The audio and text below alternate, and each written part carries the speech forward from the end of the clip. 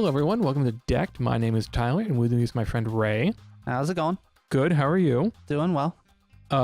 Here on Decked, we play tabletop games on camera, and then we come back later and talk about them so that we have something to listen to. You have something to listen to while we play for you. And on screen right now, you see myself on the left and our friend Toby on the right. We're setting up for a game of Call of Cthulhu using cards that we drafted at an event held at Black Moon Games in Lebanon, New Hampshire. Yes. And in this game, I'm playing a deck I put together out of Miskatonic University, Yog-Sothoth, and Silver Twilight, plus a smattering of neutral cards. And on the right, Ray's going to tell us what Toby's playing. Toby is playing a deck that is Yog-Sothoth, Silver Twilight, and Hastur. So very much a mirrorish match with the exception of Hastur and Miskatonic. And right now we're just sort of working on what we're going to resource, I believe. Yes. And I'm an eager beaver. And I was like, yes, these are the three cards that I want to resource. Interesting thing about the draft format, this is only the second time I've ever drafted, so I have not mastered any of the niceties of knowing what to draft or when. As anyone who watched our previous episodes where Ray shows off his drafting process will know, because was pretty open about that. Apparently you just decided to leave the table here for a minute. Yeah, I just gave up completely. I was like, you know what, I fold. I concede. We convinced you to come back, though. Mm-hmm. It looks like Toby's got some Silver Twilight, one Hastur, and one neutral. Mm-hmm. Resourcing neutral. And we should say right off, Toby had not played the game in a very long time, and this is their first draft event. Correct. So Toby came for the love of the game, and we appreciate that. Yes. And everybody had fun. And we're using a Netrunner token to determine first player. I opt to go first, pull an Elder Binding. And I'll tell you right now, those Elder Bindings never got used. They were always resourced. Do we get to see resourced right off the bat? In this instance, it looks like I did not. No.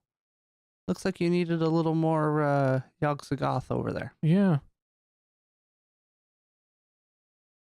I don't know if I believe Yogs is a good faction or I've just been told that, but I find myself playing that a lot just because there are useful cards in there that I enjoy. Yog's a fun. I enjoy Yog as a faction. There's a wide variety of effects in there. There's the milling, there's the bouncing. Yeah, I think unfortunately Yog suffered from we built lots of powerful cards and oops. Mm-hmm. There's no other way to put that other than oops. Yeah, but it's like we've got all these powerful cards, but there's also stuff that nobody's going to play because nobody plays mill competitively. Right. Until mill was completely broken, and then once they fixed it, nobody plays mill competitively. Right. The exception of Carlo. Right. Carlo is a mill aficionado. There's the alternative historian. Get to draw a card, which I'm very excited about. You can see my hand shaking. It's like, yes. Yes. That might be too much coffee I drink on the way down to the store as well. It's quite possible. I have a very large coffee mug.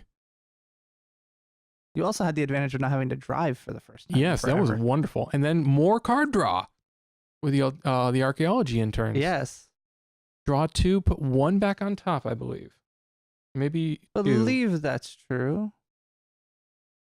You'd think I would know. It's only my own deck. Well, It's been a few days. Draw 2 cards, put 1 on top. And it could be any card. And then a Guardian of the Dawn as well. It's a very strong first turn. Oh, there. I was very excited by this. I love the Guardian of the Dawn. So Toby's going to draw 2 cards here. And I can see Toby's got some purple in their hand. It looks like they resourced Calling the Willow-Waw. Yep.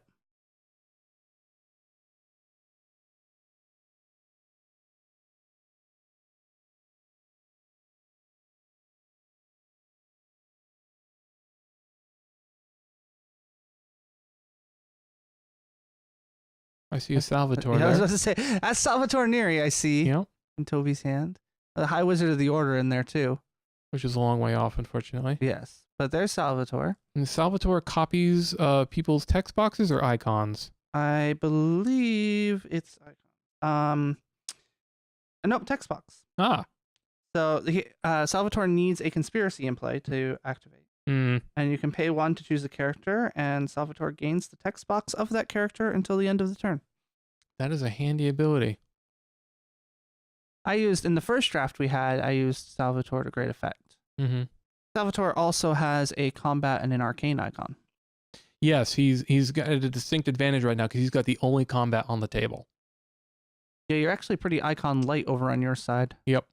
At the moment, with the historian not having any icons and the other 2 having 1 investigation each. Mm-hmm. Goodbye, Guardian of the Dawn. Potentially. Well, as you are drained out over there, I got the I'm by discarding the Elder Binding. I believe I'm activating the alternative historian to at least prevent combat. Gotcha. That would make sense. Yep. The alternative historian is just really strong. Yeah. And restricted for a reason. Restricted and errated. Yes. 3 times per turn now. Although I'd be amazed if people had that many cards in hand that it didn't matter.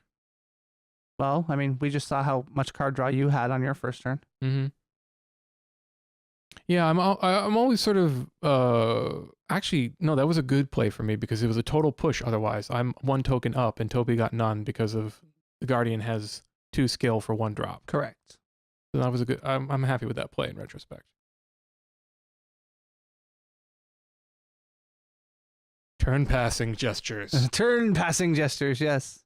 Thanks to Spell Slingers in day 9. Not only was this Toby's first time playing Cthulhu in a while, but this is also Toby's first appearance on camera for playing a game. Yes, regrettably, we could not get Toby in the studio for their own commentary.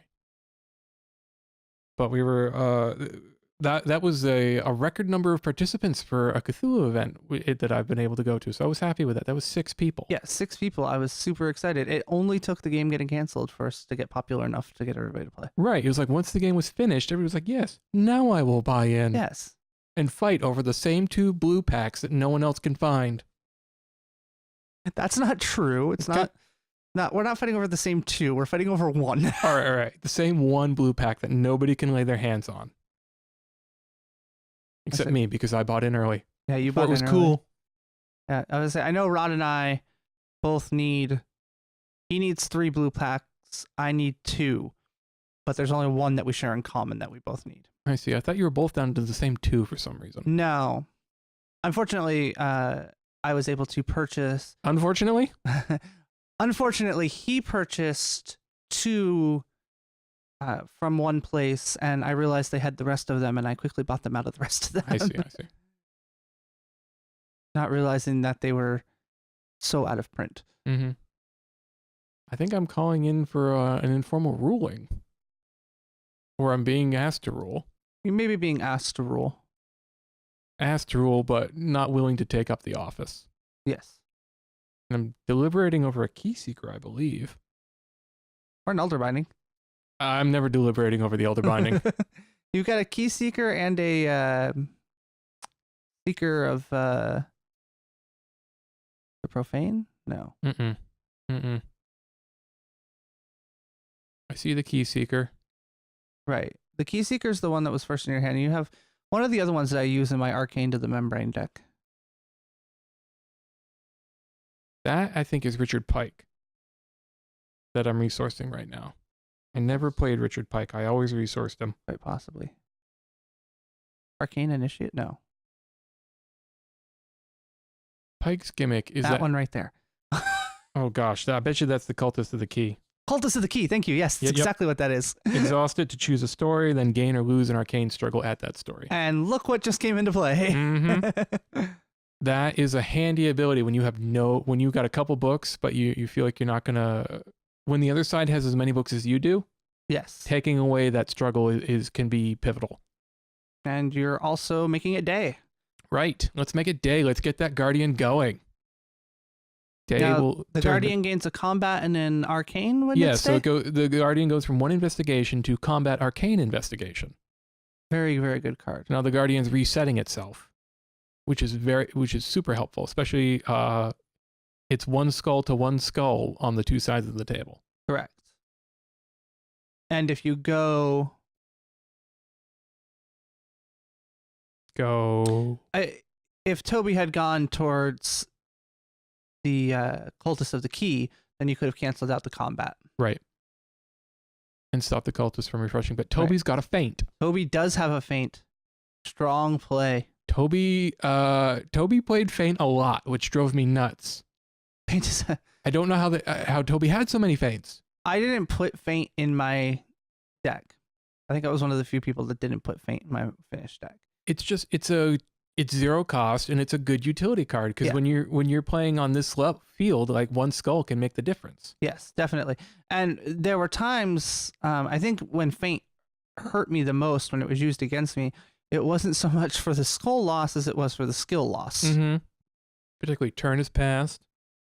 And I did throw away a card to prevent combat there because I can't give up the Guardian. Right. That's just too much. And then the Cultist of the Key got to throw down 2 and reset itself. Now you're at 2, 2, and 0. And you've got a fairly full board, and that was your second turn. Right. Yeah, I from the lesson I learned from my first draft was characters win drafts. That was my takeaway from that. So as I was drafting, it was like, I want cheap characters, and I want a lot of them. Right. What factions do this? And you definitely got 2 of the better factions for that. I got Miskatonic, of course, but I was also getting handed a lot of cheap sorcerers and cultists from Yog-Sothoth.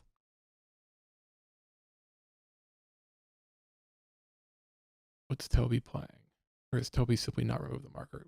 Toby has not removed the marker. Toby has not removed the marker, but Toby did resource a Hastur card to go 2/2/1. Mm-hmm. We're going to use that Hastur for Victoria. Ooh. That's a rough play on my side. Yes, it is. I have no terror.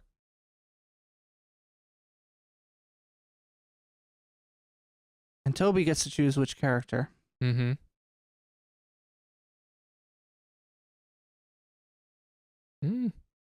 Very good. And Toby chose to make it not day anymore. If the Guardian had been up, I would have that would have been huge. Yes, definitely. But as it is, I still have no terror and no skulls, so Toby can run rampant. Unless I want to throw away my 1 remaining card on a struggle diffusing. Right. And even then you can only just go against either the terror or the combat. You can't do both. Mm-hmm. I have to pick and choose. And I mean, in this instance, I'd be trying to figure out who can I keep stopped down on for my turn. Right. Which I think is what's happening. Oh, yeah, there we go. I'm taking away the arcane to keep Salvatore locked down. Correct. Because Victoria's got 2, so that wouldn't have done much. Yep. And then I took away another struggle. I believe I threw away the other Elder Binding. Right. For the alternative historian to... I bet you I kept Victoria locked down as well. Yep. That would make sense. Mm-hmm. See? Choices I make sense, people. Ray agrees. It's good to know that I'm the definitive... You are my touchstone with reality. If Ray thinks it makes sense, that means I'm still somewhere in the vicinity. I feel really badly about how poorly I did in this draft. Oh, come on. So now it looks like we're going 2-2 on both stories. Yep. Those Mythos factions. Oh, and there's the your turn pass from Toby. Pass the turn to you. Pass the turn to you. That's one of the best things I've enjoyed about Spellslingers was just the interplayer banter that they have. And no surprise, Spellslingers was kind of an inspiration for doing Decked. Oh, that's good. I've never actually watched an episode of Spellslingers. Very entertaining, especially when they had the football player on.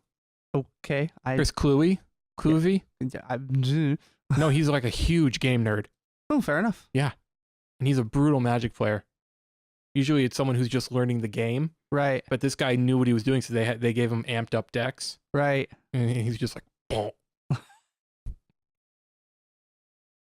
Oh, so I threw down the Blood Magician, who's great for giving or taking an icon.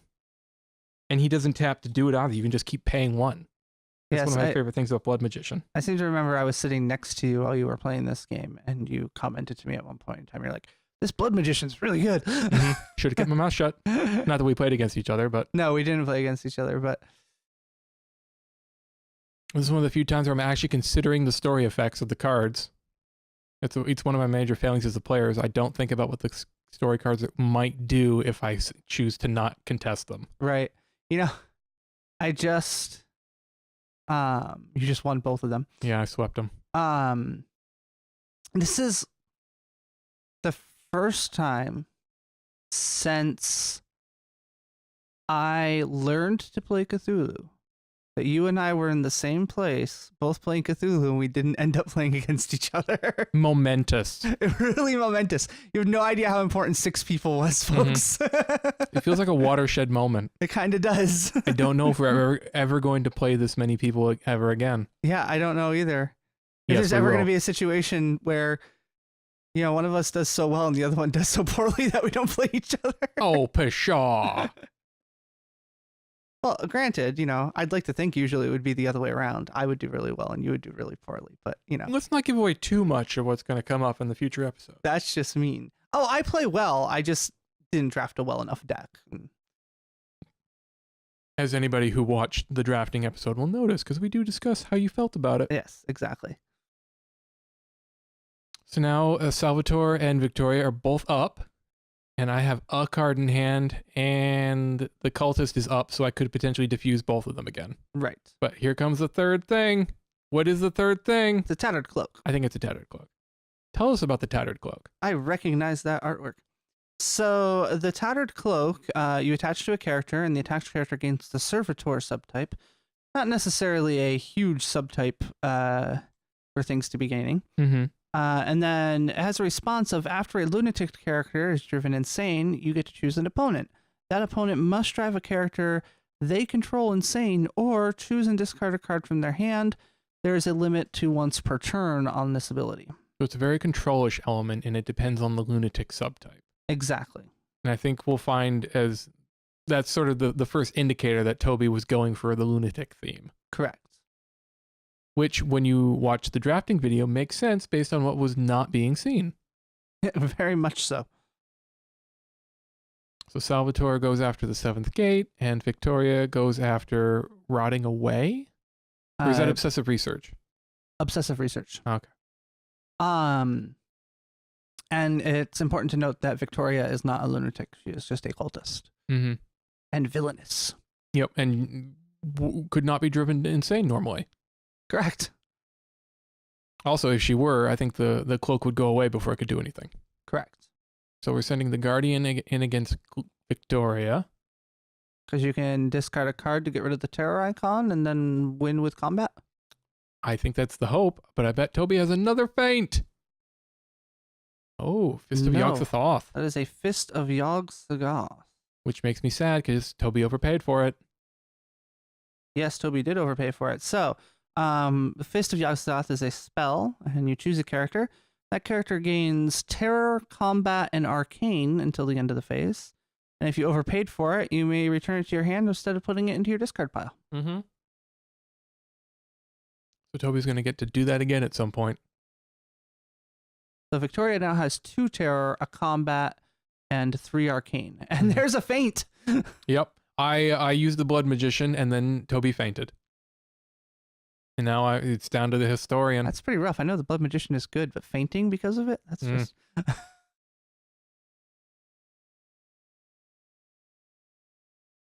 Am I going to give up the Guardian? I mean, the Guardian's just a go-to character. It really is. It's particularly in this set of characters. It's a 1-drop, and it's so relatively beefy. Based on... yep. Going to keep the Guardian alive. And you got rid of a Wizard of Yog-Sothoth? Yeah. Yeah, he was 4 cost. I didn't feel too terrible about that. Yeah. I mean, when it's something like that, it's mainly I don't want to give away the information of what I had in hand. Right. And then taking away an Arcane with the Cultist. Salvatore is going to straighten. Mm-hmm. Toby has chosen to resolve this story first. So Mhm. It's like... Seems to be the one far less complicated. So I'm guessing you've used the historian to get rid of the terror. I don't know. Because if I did that, then the Guardian would die. Right, but otherwise the Guardian's going to go insane here really quick. But I would think insanity is a better choice because the Guardian will come back. It is. I'm just trying to figure out if you got rid of both. Yeah, I only had one card in hand though. Right. So I bet you. Interesting. Okay. I use the Blood Magician to even something out, and then use the Historian to negate something. So I bet you I made the Guardian immune to insanity by giving it terror. Oh, yep, that would make sense. And then negated combat. And then negated combat, yep.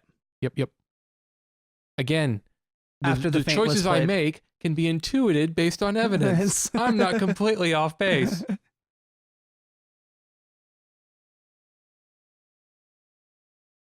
think I see an alternative Historian in my hand, and maybe a feint.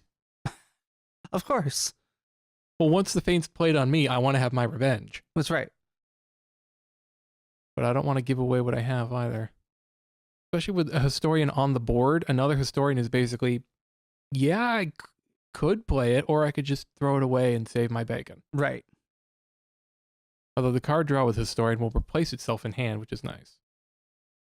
I do find it funny that your playmat looks like you're being judged by your playmat. Yes. That lady in the big hat stands in judgment of all of us. Actually, the lady in the big hat looks like she's actually disgusted by what you are doing. Mm-hmm. He looks to be judging you. Sending the Daydreamer out into combat is disgusting. And interns. Poor undefended interns. But the only thing that's over there right now is Salvatore, and one undrained domain with a single Silver Twilight underneath it. Mm-hmm. And you've got the Historian with 2 cards in play, and if you're right, you have a feint in hand. So you're already getting rid of the combat icon that Salvatore has. So. Right. I feel pretty confident that the feint. I saw a 0, and there are no other 0-cost cards in this deck. Salvatore goes in against the pair. Yep. And Okay. from Toby's perspective, that's the smart play. Tell me more. Because, well, first of all, Toby does not know that you do not have, or does not know that you have a feint in hand. Mm-hmm. It's obviously information we have that Toby did not at the time.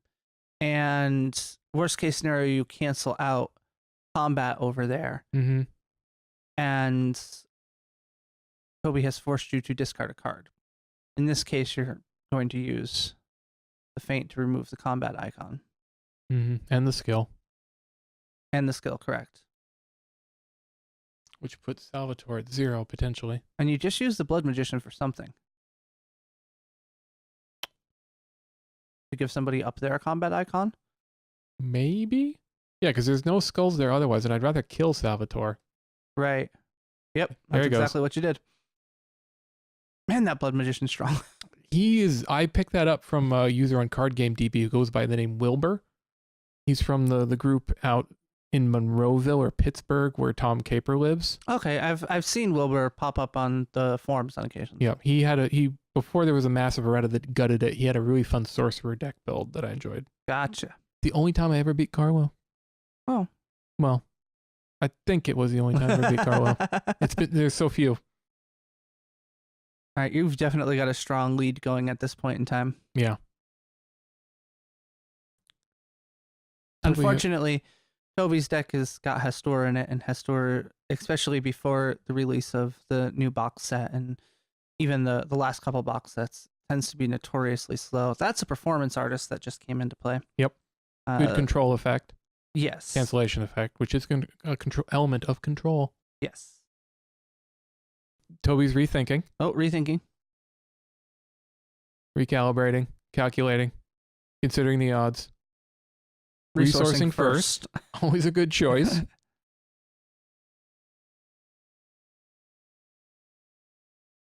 Then playing the performance artist. Yep. Fair play. Fair play. Yes. You can cancel the effect of a character support card ability by sacrificing the artist. Mm-hmm. Which is good against the Historian. Yes. At that point, I'm taking fancy pictures of what's happening so I can post them on Twitter. And then I'm also thinking, how can I get Toby to trigger the performance artist before I want to use the Historian? Right. Like, is there a way can I bait them into doing that? And so we went back and we allowed Toby to re-resource. Yep. So that they could play the High Wizard of the Order. Mm-hmm. Took away my Blood Magician. Right, because your Blood Magician is good. The Blood Magician was doing yeoman's work. This is what I took from this draft, was that the Blood Magician is good. It is baller, and it is old, and people don't think about it. I didn't even play against it, and I took away from this that the Blood Magician is good. I feel like that'd be, if I built a deck around the Blood Magician, I would totally have more Eldritch Nexi in there. Yep, makes sense. So you get the extra.